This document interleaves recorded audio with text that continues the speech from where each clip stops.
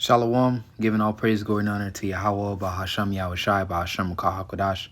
It's like someone's Double unsettled apostles, a great millstone who do rule well. Peace, love, and blessings to the brothers on the highways and byways, giving all diligence to make a call and election sure. I'm looking forward to be saved in these last days, in these troubling times. All right, and peace and love and blessings to also the few sisters out there listening, learning, believing. I'm by fellow Eric Knocklock, coming at you once again with another lesson, Lord's will, through the spirit and power of Yahweh Basham Yahushai's lessons, edifying, also exhorting. And I don't know what I'm going to title this one, but this is just, the secret counsel of the wicked, basically. All right, the secret counsel of the wicked. And by the wicked, I mean the Edomites, which are the so-called white people today. All right, and chiefly the elites, the elites of the society. All right, that 1%. All right, the small hatters, the Rothschilds, the DuPonts, the Gettys, the Oppenheimers, the Rockefellers. All right, those people. And what's happening now is, you see basically a pattern or a formula, all right, taking place. And I'm gonna just play this real quick from Joe Rogan, and you basically see the same formula being played out over here in America right now. All right, it's happening up over in Europe, and now it's happening in America. All right, and this is a plan of the global elites. It's like someone's trying to destroy England, and they're getting away with it. Because the mass immigration, it's not an accident. If I was going to destroy a country, I would do it exactly the way they're doing it. I'd take away their freedom, take away their ability to protest, take away their which they did in the 90s, and then start tightening that noose. Tighter and tighter, add more restrictions, more this, more that. It's like someone's trying to destroy England, and they're getting So let's hit these points that he made. away with it. Because the mass immigration, it's not an accident. That happened, right? When Joe Biden, under the Joe Biden administration, they opened the border and millions of people came in. All right, so it's the same formula. Okay, that's point one. If I was going to destroy a country, I would do it exactly the way they're doing it. I'd take away their freedom, take away their ability to protest. Take away their freedom, take away their ability to protest. What's that? Freedom of speech. All right. Let's get this real fast. And 4 days ago, we've made it 1 year penalty for inciting riots. We took the freedom of speech away because that's been through the courts, and the court said you have freedom of speech. But what has happened is when they burn a flag, it agitates and irritates crowds. They've never seen anything like it on both sides, and you end up with riots. So we're going on that basis. We're looking at it not from the freedom of speech, which I always felt strongly about, but never passed the courts. This is what they do, is they incite when you burn an American flag. So problem, action, solution. You heard him. He's looking to take away the freedom of speech. All right, so again, the same formula is taking place. All right, take away their rights. And when you, I typed in the chat, right? How does taking away freedom of speech affect people's rights? Taking away freedom of speech deeply affects people's rights because it strikes at the foundation of almost every other liberty. Here's how. So that's why it's the First Amendment. It's as I say, it's the foundation of almost every other liberty. Right? Loss of personal expression. People can no longer openly share their thoughts. That's why you see the censorship going on. All right? Beliefs or criticism. This silence individuality enforces conformity. And you see that now. Okay, you just can't say what you want to say. I remember on YouTube, you used to be able to basically title the video however you wanted to title it. Say what you want to say. It was truly freedom of speech. Or you was able to express yourself. All right, now they deem it as hate speech. You're inciting crimes and so on and so forth. So, it's triggered now, okay? Suppression of truth. Without open discussion, lies and propaganda can spread unchecked. All right, so when somebody says something, it's just the authority of who's ever. It says when speech is controlled, those in power decide what's true exactly. So you can't question it no more. All right, basically how Esau Edom did it with his so-called science today. All right, he's the foremost authority of what's true and what's not. All right, and is an anti-God. All right, his whole so-called science. Starting the whole Big Bang Theory story, creation of what, so so on and so forth. All right. It says weakening of democracy. Free speech is how citizens hold leaders accountable. Without it, corruption, abuse of power can grow because people are afraid to speak out. And what he said, a penalty basically, prison, okay, for freedom of speech. Because why he's basically saying is basically treason, all right, inciting insurrection. It says erosion of other rights. Freedom of speech protects other rights like freedom of religion, assembly, and press. Once speech is restricted, it becomes easier to restrict everything else. All right, so that's what you do. Because what's freedom of speech, as it said, is the foundation of all other liberties, basically. All right. Psychological and social impact. People begin to self-censor, live in fear, and distrust others. Hey, because why? They can no longer communicate, all right, and voice their opinion no more. And then if you see it, which, I stopped doing, you used to be able to have like small discussions and stuff with people. And, I've been told, hey, man, you're extreme. Those are, those, they already been programmed already for people thinking that type of way. All right. They've been programmed by the media already. Oh, these are extremists. All right. Conspiracy, that conspiracy theories, truthers. Okay. So, all this is scriptural. And then when you don't communicate, let's get this precept real quick. This is going to support this prophecy. All right. Salakia. And I got a lot of precepts on the dome. I'm just trying to get this information out real fast. Straight to the point, Matthews 12 and 40. It's like in Matthews 24 and 12. And because iniquity shall abound. All right. The crime rate going up. Okay.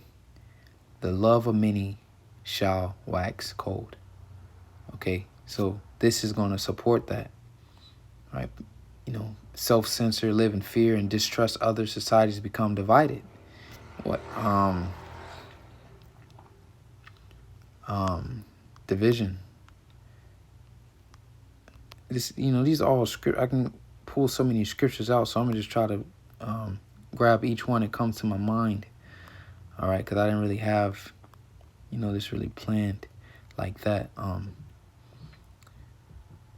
Well, lined up, so to say. I'm just going in the spirit. Luke 12 and 51. Let's start at 49.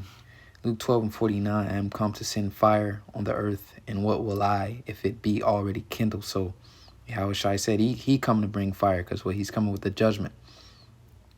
All right.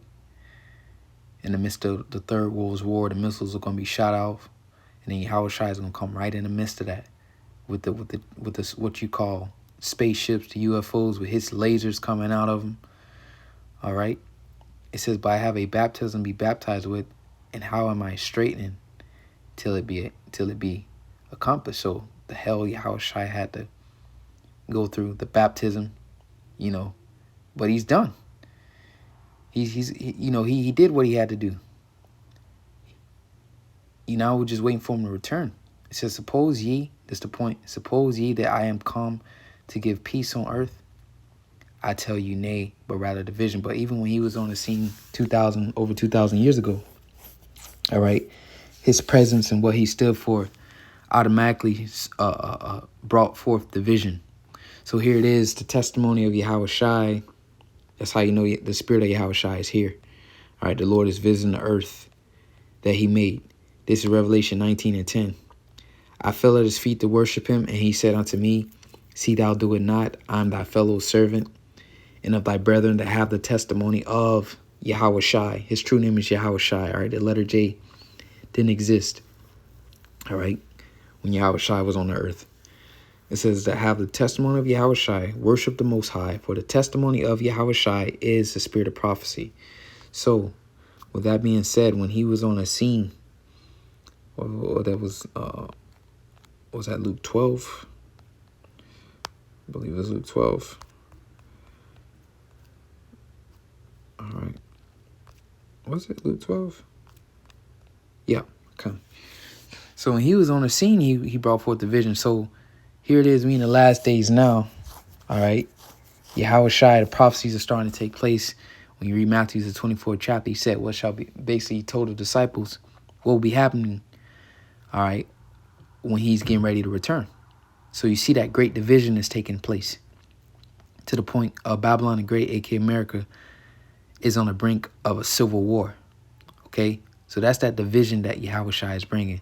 I keep reading verse 52. For from henceforth there shall be 5 in one house divided, 3 against 2, and 2 against 3. The father shall be divided against the son, and the son against the father, the mother against the daughter, and the daughter against the mother-in-law against her daughter-in-law, and the daughter-in-law against her mother-in-law. All right. So you see it. That division is being set. So the spirit of Yahweh Shai here is on the earth, the testimony of Yahweh Shai, the spirit of prophecy.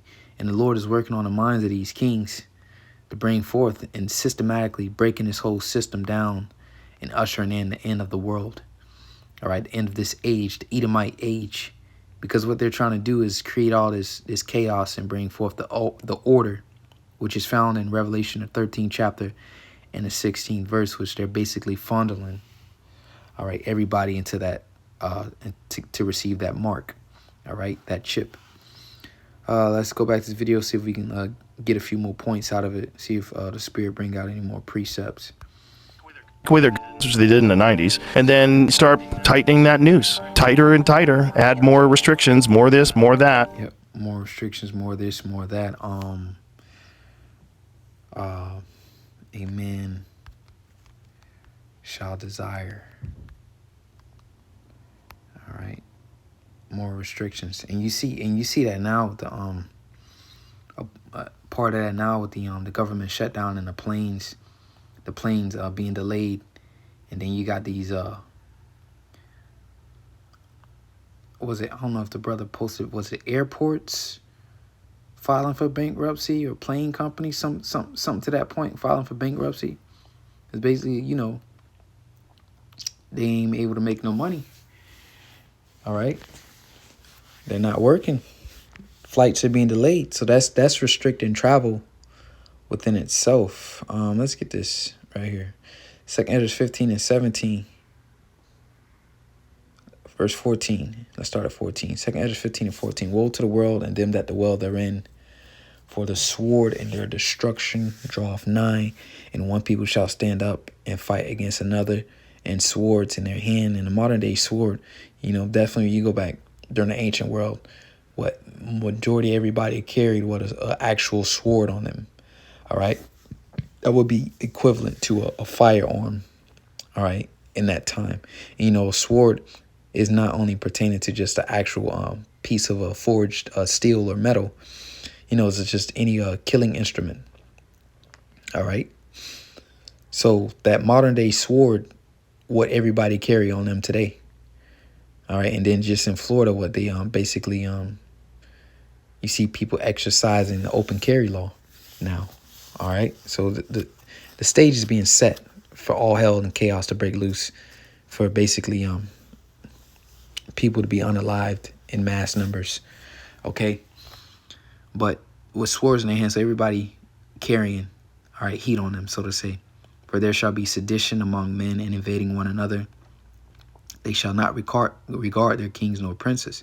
And that's that sedition, all right? People no longer trust the government anymore.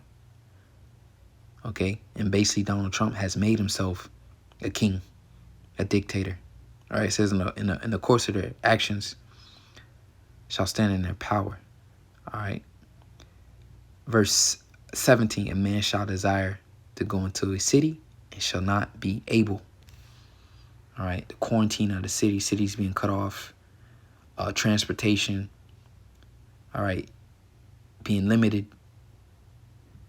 You know, all it takes them to hit the power grid and all the pumps that run off electricity. You know, you can't go. Public transportation is no longer running. You know, it's going to get to that apocalyptic environment, but even worse, as the scripture said. All right. But I wanted to hit that point real fast. There's a lot. This whole chapter is fire. But a man shall desire to go in city and shall not be able to. That's the starting of that restriction. All right. It's like someone's trying to destroy England and they're getting away with it. Because So it's the same people, same formula going over. Same thing happening in America as they start over in Europe. And then what? The digital ID. I forgot what it was. Was it Britain or the UK? Okay, where they basically just said it'd be mandatory to work in England and get a digital ID, or Britain. One of those things. Why? Because, you know, again, order out of chaos. You have all these migrants or immigrants crossing the borders, which is done purposely, as he said, systematically. All right, and then what? Come with the you have the problem, then you come with the solution. Order out of chaos. So the same formulas took place over here in Babylon the Great, aka America, which is why we tell you people, it don't matter who you vote for, left wing, right wing, they both working together, doing the bidding of the elites. And matter of fact, I think I'm gonna close out with that precept in Psalms. All right. Patriarch King David spoke about the secret counsel of the wicked. Psalm 64 verse 1 says, to the chief musician, a psalm of David. All right, David also was a prophet as well as a king. Hear my voice, O God, and my prayer. Preserve my life from the fear of the enemy. Hide me from the secret counsel of the wicked, from the insurrection of the workers of iniquity. And so-called, that's a staple in the Israelite realm, world, so to say. We call it Illuminati scripture, the secret counsel of the wicked. All right. So this is the counsel. So this is what's going on behind scenes. This was planned. All right. And now they have to move forward with their agenda. We can hit that precept, Revelation 12:12, and close out with this one, because the time is short to basically fulfill his new world order, as they heard Bush Sr. say, all right, in his time of reigning. You know, he said the new world order, and we will be successful, right? Because all those presidents and, you know, leaders all around the world, all right, they're basically bought and paid for or controlled by the elites. This is Revelation 12:12. Therefore rejoice, ye heavens, and ye that dwell in them. Woe to the inhabitants of the earth and of the sea, for the devil is come down unto you, having great wrath, because he knoweth that he have but a short time. And this is why you see things are moving so fast. Trump is moving fast, man. All right. You know, the year ain't even over yet, and this man is making history. Deployed troops, his Gestapo all over the country, getting prepared, putting the pieces in place for when the people start, uprising, or whatever the case may be. Some event take place and the people start taking it to the streets. That order is going to have to come within. All right. So with that, Lord willing, is edifying, giving all praise to Yahweh, Bahasham, Yahushai, Bahasham, Rakah HaKodash, double on-set apostles, great millstone, and peace, love, and blessings to the elect. Till next time, Shalom.